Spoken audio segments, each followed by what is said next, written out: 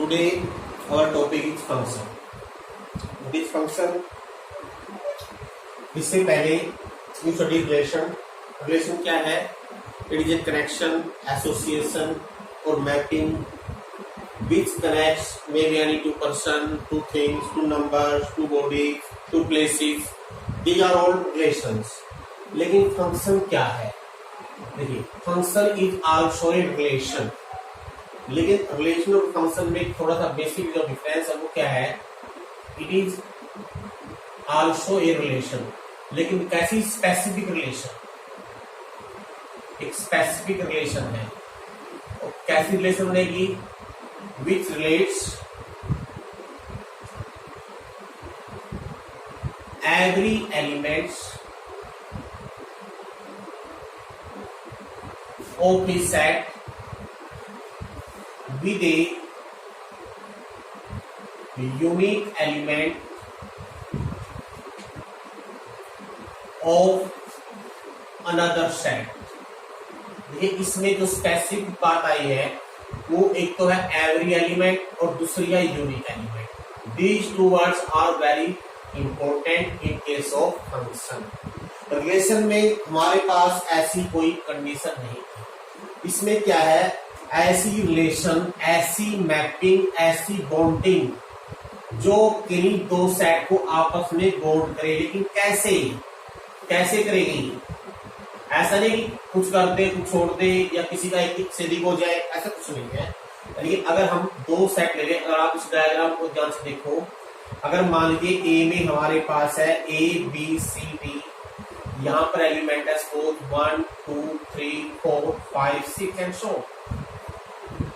सी है, अगर A relates to 1, B relates to 2, C relates to 3, D relates to 3. सी है, this is a function. देखिए, ये जो दो बातें लिखी हुई है ये दोनों यहाँ सेटिस्फाई हो रही है. पहली चीज क्या? पहले सेट का हर एक एलिमेंट रिलेटेड हो. जिसमें अगर पहले सेट में हमने A B C D 4 element लिए हैं तो इसमें ऐसा कोई भी एलिमेंट ना हो जो किसी न किसी एलिमेंट से रिलेटेड ना हो. एवरी यूनिक का मीनिंग क्या है? जैसे ए इज रिलेटेड टू 1 तो ए सिर्फ 1 से ही रिलेटेड हो, 1 के अलावा किसी और एलिमेंट से ना जुड़े. Similarly B is related only 2, C is related only 3, D is related only 4. तो ये हमारा एक फंक्शन होगा. अगर हम इसको कुछ और एग्जाम्पल देके आपको समझाएं, मान लीजिए मैं इसी एग्जाम्पल को अगर ऐसा ही A B C D हम कुछ एग्जाम्पल लेके दिखा रहे हैं आपको, इससे आपको क्लियर हो जाएगा कौन सा फंक्शन है कौन सा नहीं है. सपोज मैंने ये कर दिया C, और देखिए A B C D 1 2 3 4 5 6.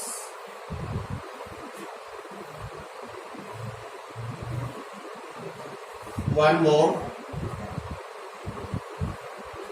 A B C D 1 2 3 4 5 6.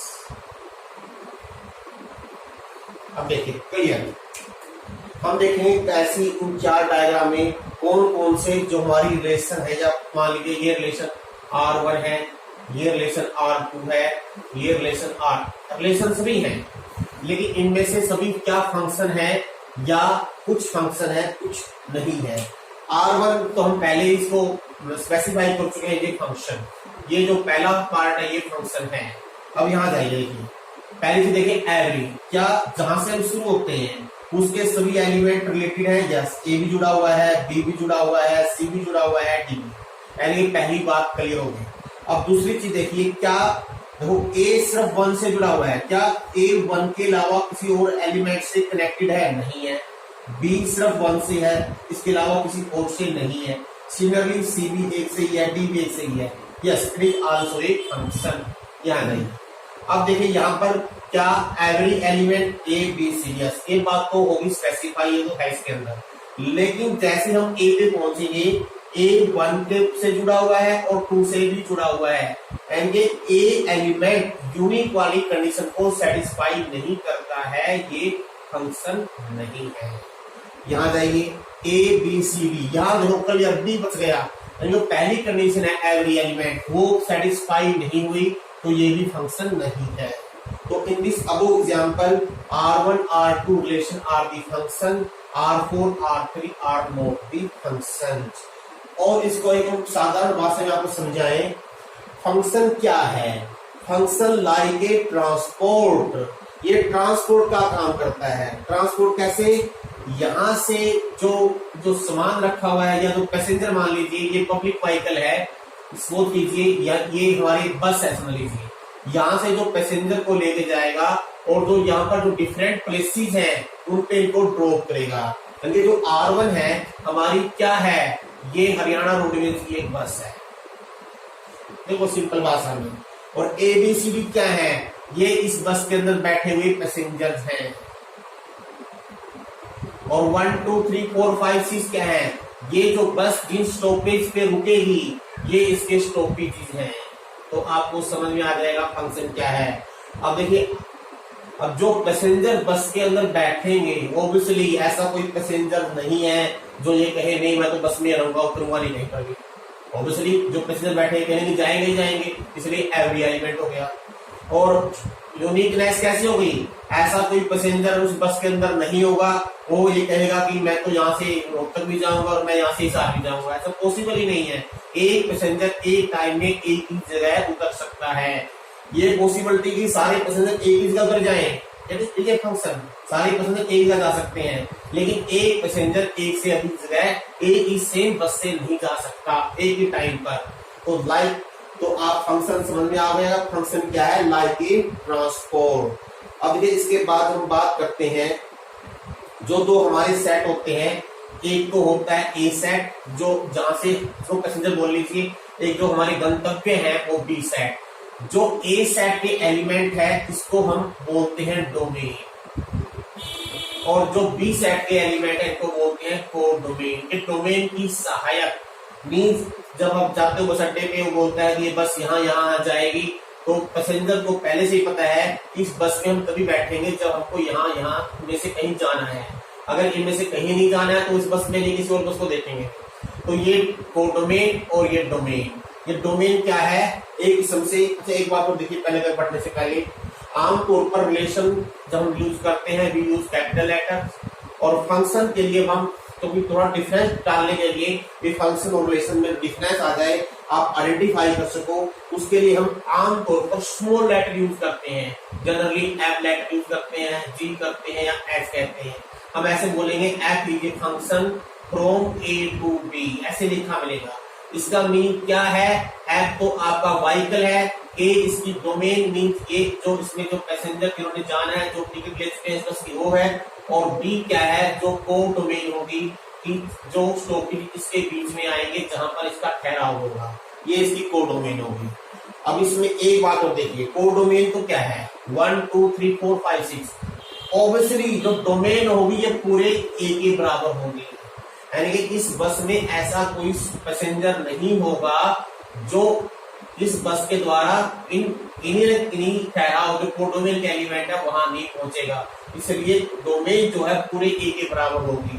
तो लेकिन अब आप ये सोच सकते हो कि इसमें तो सारे 1 2 3 4 5 6 आ गए, यस कोडोमेन सभी होते हैं, लेकिन जो एक्चुअली जो पैसेंजर जहां पर ड्रॉप होंगे उस सेट को बोलते हैं रेंज। अब रेंज जो होती है एक किस्म से बी का सबसेट होती है, बी के बराबर भी हो सकती है। अगर मान लो ये 4 5 6 में यहां से डाल दूं ये बराबर आ जाएगी, तो रेंज क्या है, अगर इसको हम स्पेसिफाई करें मैथमेटिकली, रेंज क्या होगी, set of all values, set ऐसा b belong to b such that f a is equal to B.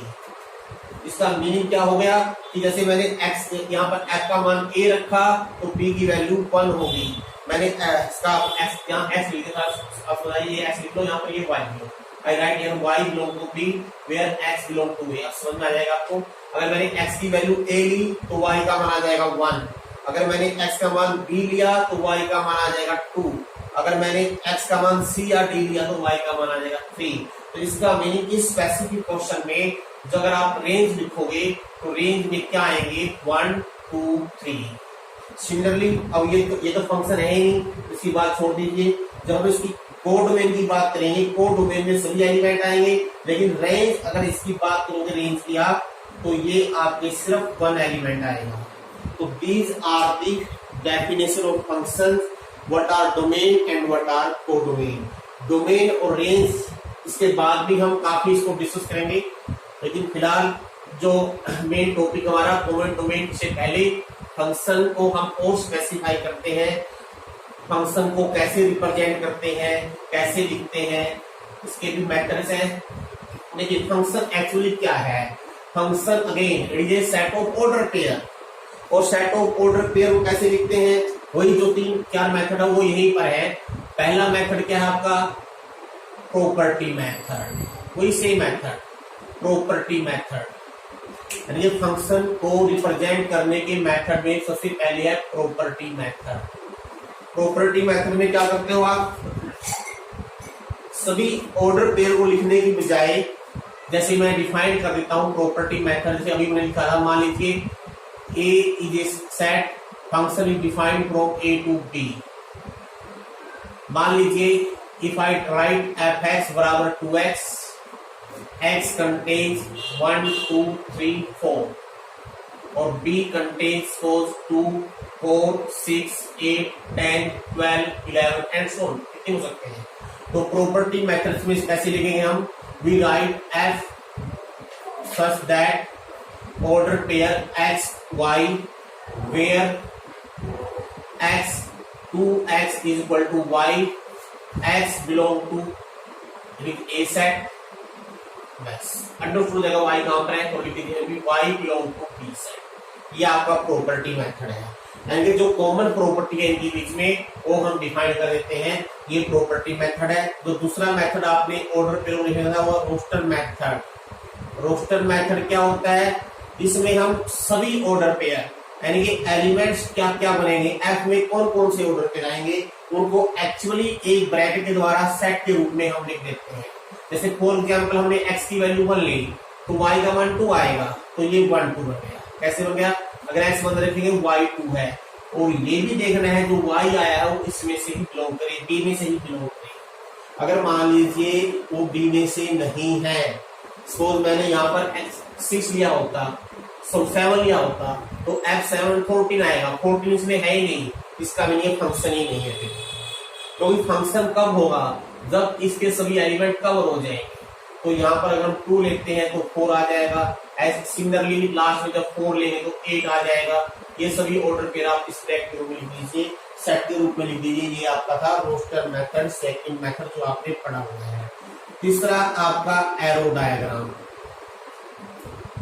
Arrow diagram क्या होता है? जो मैंने अभी जो फंक्शन की डेफिनेशन में आपको बताया, उस तरह से भी आप फंक्शन को रिप्रेजेंट कर सकते हो।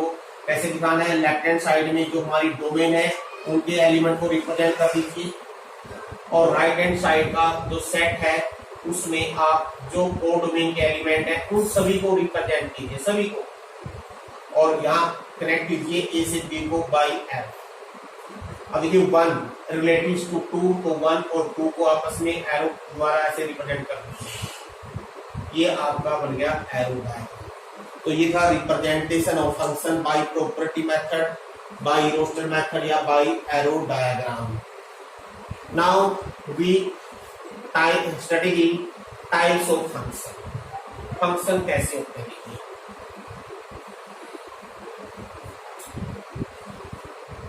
जो इसका अलजबरा है वो भी साथ पढ़ेंगे हम। फंक्शन आपने पढ़ा हुआ है पॉलिनोमियल फंक्शन। पॉलिनोमियल पॉलिनोमियल जानते हो क्या होती है आपको? What is polynomial? Polynomial function. तो यहाँ हम पॉलिनोमियल फंक्शन की बात करेंगे। आपने लोअर क्लास में पॉलिनोमियल पढ़ी हुई है। What is polynomial? Any expression of this type x0 x की power n plus e1 x की power n minus 1 up to an x an minus 1 x and plus an where n is a positive integer और a0 a1 up to an they are constants। जो coefficients हैं, constants हैं। इस expression को बोलते हैं polynomial. अब यहाँ पर अगर मैं इसको एफ ऑफ एक्स के इक्वल लिख दूं ना, it become a function. Function में एक बात और ध्यान रखिए, इस फंक्शन में जो वेरिएबल है जिसकी टर्म में ये एक्सप्रेशन लिखा हुआ है वो होता है इंडिपेंडेंट वेरिएबल। ये एक्स इंडिपेंडेंट वेरिएबल है, और अगर हम इसको y के इक्वल मान ले, इसमें जो y की वैल्यू आएगी x की टर्म में होगी, मीन जो x रखेंगे उसके अनुसार ही y आएगा, तो y कहलाएगा डिपेंडेंट वेरिएबल। इंडिपेंडेंट वेरिएबल यानी कि जो भी पॉजिटिव फंक्शन है, कोई भी फंक्शन है जिस भी वेरिएबल की टर्म में एक्सप्रेशन दिया हुआ है वो इंडिपेंडेंट वेरिएबल, और उस वैल्यू की जिस वेरिएबल की टर्म में वैल्यू होते हैं वो बन जाएगा आपका डिपेंडेंट वेरिएबल। और polynomial function, rational function, rational function क्या होता है? अगर मान लीजिए px and qx are two polynomial, कोई भी दो पोलिनोमियल फंक्शन है, डिफरेंट पोलिनोमियल फंक्शन है, अगर मैं fx डिफाइन कर दूं px बाई qx के, now it become a rational function. जैसे रेशनल नंबर होते हैं ना, रेशनल नंबर क्या होते हैं? अगर हम किन्हीं भी दो इंटीजर को आपस में डिवाइड कर दें और जो नीचे वाला इंटीजर जीरो ना हो, उसको होते हैं रेशनल नंबर। यहाँ पर फंक्शन की बात है, तो दो डिफरेंट पोलिनोमियल, ये ध्यान रखना है जो qx पोलिनोमियल है ये जीरो के बराबर ना हो, क्योंकि अगर qx जीरो हो जाएगा तो अनडिफाइंड हो जाएगा, it can not be defined. Number 3 आप constant function, constant function, constant function क्या होता है? अगर मैं लिख दूं fx बराबर सम कांस्टेंट के, इसका मीनिंग x की वैल्यू कुछ भी रखें, f का मान हमेशा कांस्टेंट ही रहे, यानी 1 2 3 4 0 -1 2 3 को भी रखते रहिए, ये हमेशा कांस्टेंट ही रहेगा। इसको बोलते हैं कांस्टेंट फंक्शन। ये फंक्शन की वैल्यू कांस्टेंट आए, यानी कि जो कोड डोमेन है उसकी वो सिर्फ उसमें एक ही एलिमेंट के हो। यानी कि अगर हम ऐसे कहते हैं कि नरवाना से कोई बस चलेगी और सीधा दिल्ली जाके रुकेगी, बीच में कोई स्टॉपेज नहीं है, तो ये कांस्टेंट, लेकिन सारे के सारे पैसेंजर एक ही जगह जाएंगे। नंबर 4 आपका होता है लीनियर फंक्शन। ये चीजें आप लीनियर फंक्शन आपने लोअर क्लास में समझा हुआ है। लीनियर इक्वेशन होती है, इक्वेशन क्या होती है? अगर हम दो फंक्शन या दो आइडेंटिटीज को आपस में इक्वेट कर दें वो बन जाएगी लीनियर इक्वेशन। लेकिन फंक्शन में कैसे लिखेंगे? अगर हम लिखते हैं fx इक्वल टू ax, यानी कि जो आपका इंडिपेंडेंट वेरिएबल है अगर उसकी डिग्री 1 हो तो बन जाएगा लीनियर फंक्शन। आप जानते हो अगर आप ड्रा करते हो, अगर y के इक्वल मान लें ये लाइन आएगा, इसलिए इसको लीनियर फंक्शन भी बोलते हैं। It is also linear function. Now आगे बढ़ने से पहले अलजबरा देख लीजिए क्या होता है का algebra. Algebra of function is very simple topic. fx and gx are any two functions, तो हम fx plus gx, fx minus gx, fx into gx या fx by gx, ये कब आएगा? जब gx जीरो नहीं है। लेकिन इन्हीं दो फंक्शन को ऐड, सब्ट्रैक्ट, डिवाइड, मल्टीप्लाई कैसे ही कर सकते हैं। यहाँ पर कोई कंडीशन नहीं है कि fx क्या है gx क्या है। मान लीजिए सपोज कीजिए fx है x³ - 1, gx है sin x, तो fx plus gx simply x³ - 1 plus sin x बन जाएगा। ये बन जाएगा x³ - 1 - sin x, और प्रोडक्ट में हो जाएगा x² - 1 इंटू sin x, और fx बाई gx हो जाएगा x³ - 1 by sin x, provided sin x is not zero.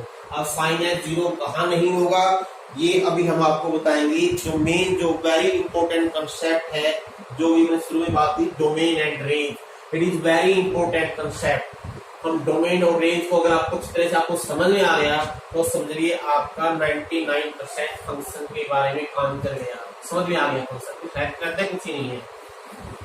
Domain is very important concept. अगर मान लीजिए क्वेश्चन ये हो find the domain of any function, domain कैसे निकालेंगे? तो सबसे पहले हम इंडिपेंडेंटली डोमेन की जो डेफिनेशन है वो डिफाइन करते हैं। डोमेन होती क्या है? मान लीजिए fx is any function,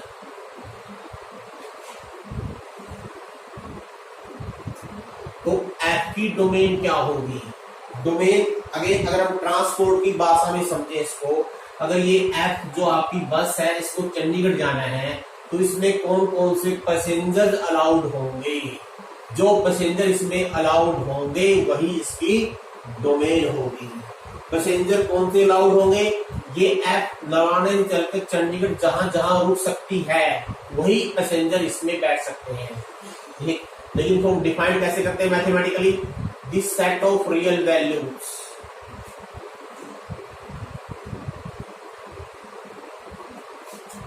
eight which f is defined। Defined का मीनिंग क्या है, f रियल आनी चाहिए और फाइनाइट भी आनी चाहिए। बस एक ही लाइन में इसकी डेफिनेशन खत्म होगी। कैसे कैसे समझेंगे, देखो मान लीजिए मैं कह दूं एफ एक्स जो है हमारा x माइनस 1 अपॉन एक्स माइनस 2 है और क्वेश्चन है फाइंड इट्स डोमेन। इसकी डोमेन निकालिए। आप कैसे निकालोगे, आपने कैसे सोचना है, आपने सोचना है कि क्या ऐसी कोई रियल वैल्यूज है जो इसमें रखने से f अनडिफाइंड हो जाए, मींस f फाइनाइट ना है या f की वैल्यू रियल ना रहे। तो आपको क्लियर दिखाई दे रहा है जब x की वैल्यू 2 होगी f डिफाइंड नहीं होगा। इसका मीनिंग इसकी डोमेन क्या हुई, ऐसे सेट की रियल वैल्यूज जहां पर f2 नहीं है, s2 नहीं है, हम लिखेंगे इसको ऐसे r माइनस सेट ऑफ 2। क्यों, क्योंकि x माइनस 2 जीरो नहीं होना चाहिए और x माइनस 2 जीरो कब होता है, जब x की वैल्यू 2 है। एंड ये सेट ऑफ रियल वैल्यू में से हम 2 छोड़ देंगे तो डोमेन निकल जाएगी।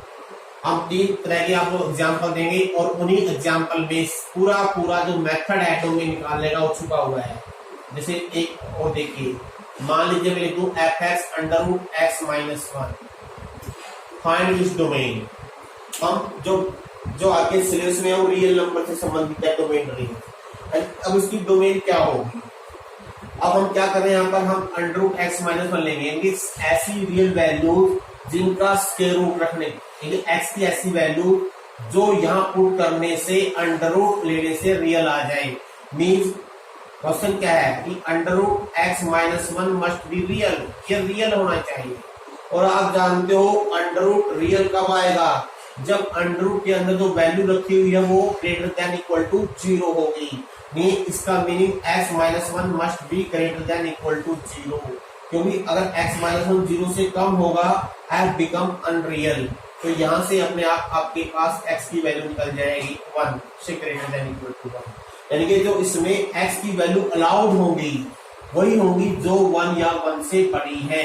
1 से लेस के लिए इसमें कोई जगह नहीं है और यही आपकी डोमेन बन गई। इसकी डोमेन क्या हो गई, 1 से लेकर इन्फिनिटी, 1 इंक्लूड है क्लोज ब्रैकेट। इसका एक और मैं एग्जांपल दिखा रहा हूँ का। सपोज कीजिए x है x माइनस 1 इंटू एक्स माइनस 2 या माइनस 2 प्लस एक्स लेंगे बन गया। सपोज ये है, अगेन हमने इसकी डोमेन निकालनी है। वही मेथड ऐसे अंडर रूट के अंदर जो वैल्यू है, अगर कोई फंक्शन अंडर रूट में दे रखा है और आपने डोमेन लेनी है तो अंडर रूट वाली वैल्यू को greater than equal to 0 put कर दीजिए, अपने आप डोमेन निकल जाएगी। Put greater than equal to 0। Now it is inequality. Inequality आप पहले से ही कर चुके हो, उसी मेथड से करना है।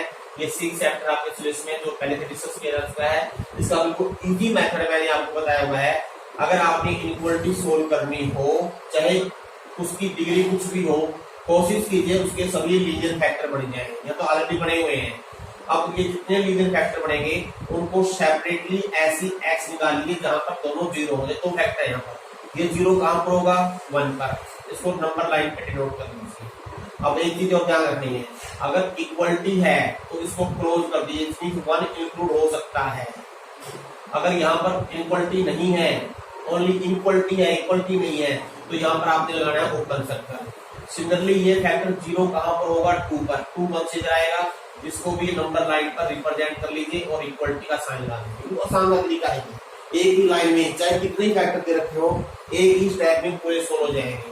तो आपने क्या करना है, जो हमारी सबसे बड़ी वैल्यू आई है उससे बड़ी कोई भी वैल्यू इस लेफ्ट हैंड साइड में रख के दे दीजिए और सिर्फ साइन चेक करना है। जब 2 से बड़ी कोई वैल्यू लेता हूं मैं, 2 - 1 पॉजिटिव, 2 से बड़ी वैल्यू सॉरी 3 ले ली मैंने, 3 - 1 positive, -3 + 2 negative, positive into negative negative आ गया। अब देखिए ये नेगेटिव, और हमेशा ये अल्टरनेट साइन में आएगा। अगर 2 से बड़े पे नेगेटिव आया है तो इससे अगले इंटरवल में पॉजिटिव होगा और फिर इधर फिर नेगेटिव शुरू हो जाएगा। लेकिन इसमें एक चीज ध्यान रखनी है, जो मैंने फैक्टर लिए हैं ये ऑलरेडी 1 1 है, कि डिग्री 1 1 है। अगर किसी फैक्टर की डिग्री इवन आ जाए, इवन में 2 4 6, तो उसके अराउंड साइन चेंज नहीं होगा। मीन मान लीजिए x - 1 की पावर 2 होती है यहाँ पर, तो 1 से इधर पॉजिटिव साइन है तो इधर से भी पॉजिटिव ही आएगा, यहाँ साइन चेंज नहीं होगा। मान लो यहाँ पर डिग्री 4 होती तो 2 से इधर नेगेटिव आया है तो 2 से इधर भी नेगेटिव ही होगा, साइन चेंज नहीं होगा। या इधर 2 से इधर पॉजिटिव है तो इधर पॉजिटिव होगा, इधर दोनों तरफ साइन सेम होगा ना, साइन चेंज नहीं होगा अगर इवन फैक्टर है तो। अगर पावर इवन नहीं है, ओड है, चाहे 1 है, 3 है, 5 है, 7 कुछ भी हो, तब हमेशा चेंज होगा। तो आपने क्या चाहिए, हमको x की ऐसी वैल्यू चाहिए जहां पर क्या हो, इन दोनों का प्रोडक्ट पॉजिटिव हो, और वो आपको कहाँ मिलेगी, 1 से 2 के बीच में। अगर किसी बच्चे ने 6 चैप्टर तक नहीं किया है वो इसको देख के कर सकता है। तो इसका मीनिंग जो डोमेन है हमारी क्या बनेगी, अब यहाँ पर इक्वलिटी है, क्लोज ब्रैकेट लगानी है, यहाँ भी इक्वलिटी है, क्लोज ब्रैकेट लगानी है, 1 और 2 क्लोज ब्रैकेट बंद कर दीजिए। अगर किसी ने वेरीफाई करना है, वेरीफाई करके देख सकता है। 1 से 2 के बीच में कुछ भी रखेंगे ये हमेशा रियल वैल्यू आएगी, इमेजिनरी नहीं आएगी। 1 से कम रखेंगे या 2 से अधिक रखेंगे ये अंदर नेगेटिव बन जाएगा। ये डोमेन का कंसेप्ट था जब अगर फंक्शन अंडर रूट में है। एक वो रहता है लास्ट, और यही हमारा बेसिक कंसेप्ट बनेगा, वो है लॉग में। अगर किसी बच्चे ने अब तक लॉग नहीं पढ़ा है तो थोड़ा सा ब्रीफ में हम इसको डिस्कस कर लेते हैं, ज्यादा डिटेल में तो नहीं कर पाएंगे। लॉग का मीनिंग क्या होता है, देखिए बेसिक देखिए, जैसे 8 है, 8 को मैं 2 की पावर 3 लिख सकता हूं, इसको बोलते हैं एक्सपोनेंशियल फॉर्म। एक्सपोनेंट में लिखना यानी किसी नंबर को पावर के रूप में लिखना। एक्सपोनेंट तो 3, 2 की पावर 3 इसका एक्सपोनेंट हो गया, पावर लिखना, ये है एक्सपोनेंशियल फॉर्म। और मैं 8 को अगर लॉगरिथम फॉर्म लिखूं, ये लिखा जाएगा ऐसे, log ऑफ 8 विद बेस 2, 8 2 की पावर 3 है तो इसका मीनिंग 8 का log विद बेस 2 3 होगा। बिल्कुल सिंपल भाषा में, शांत सी भाषा में, जो यहाँ लिखा था वो बेस कहलाता है, नहीं इसकी जो पावर है 2 की पावर 3 8। अगर इसको उल्टा लिखे, मान लीजिए सपोज कीजिए मैं लिखता हूँ log a b बराबर c है, इसका मीनिंग a की पावर c हमेशा b होगी। तो ऑब्वियसली अब आप ध्यान से देखिए, यहाँ पर 8 क्या है, ये किसी न किसी रियल नंबर की पावर होगी। मान लो a की पावर x y है तो इसका मीनिंग क्या है, log ऑफ y, y का log विद बेस a क्या होना चाहिए, x। अब यहाँ जो नंबर लिया जाएगा a हमेशा पॉजिटिव होगा, a is always greater than 0, 0 भी नहीं होता। और जो यहाँ log के अंदर वैल्यू रखी जाएगी, ये 8 है या b है या y है, ये भी हमेशा पॉजिटिव होगा। तो यहाँ से ये थोड़ा ब्रीफ में मैंने आपको बताया है, ज्यादा इसके बारे में डिस्कस नहीं कर सकते, ये अलग कंसेप्ट है। तो log की डोमेन क्या होगी, क्योंकि log के अंदर जो वैल्यू रखी जाती है वो कौन सी है, पावर के सामने वाली। a की पावर x y तो log के अंदर y आ गया, 2 की पावर 3 8 log के अंदर 8 आ गया, a की पावर c b log के अंदर b आ गया। तो ये वैल्यू हमेशा पॉजिटिव होगी, ये कभी भी नेगेटिव नहीं होगी। x always greater than 0। यानी अगर आपको पूछ ले log इसकी डोमेन क्या है, कि हम इन वैल्यू का log ले सकते हैं, कम से हमेशा सिर्फ पॉजिटिव वैल्यू का log ले सकते हो, नेगेटिव वैल्यू का log आप नहीं ले सकते। ये डोमेन कैसे निकालेंगे, फिर मान लीजिए सपोज कीजिए अगर मैं एक फंक्शन लिखूं, what is the domain of x - 1 into x - 3, इसकी डोमेन लिखिए। अब बेसिक कंसेप्ट क्या बन गया है, अगर log वाले फंक्शन की डोमेन लेनी है, जो भी log के अंदर वैल्यू है उसको ग्रेटर देन 0 पुट कर दीजिए, अपने आप डोमेन हो जाएगी। तो इसमें क्या है, log के अंदर x - 1 into x - 3 put greater than 0, equal to 0 भी नहीं है। आगे फिर वही इक्वलिटी सोल्व करनी है, उसके लिए वही मेथड है, ड्रा दी स्ट्रेट लाइन, ये 0 होगा 1 पे। अब देखिए यहाँ पर इक्वलिटी नहीं है तो यहाँ लगाएंगे ओपन सर्कल, मींस 1 इंक्लूड नहीं करना है। ऐसे ही 3 फिर लगा दिए ओपन सर्कल। मेथड वही ऐसे 3 से बड़ी कोई वैल्यू रखिए, 3 से बड़ी रखेंगे, दोनों पॉजिटिव आ गए, पॉजिटिव का प्रोडक्ट पॉजिटिव, तो पॉजिटिव नेगेटिव पॉजिटिव।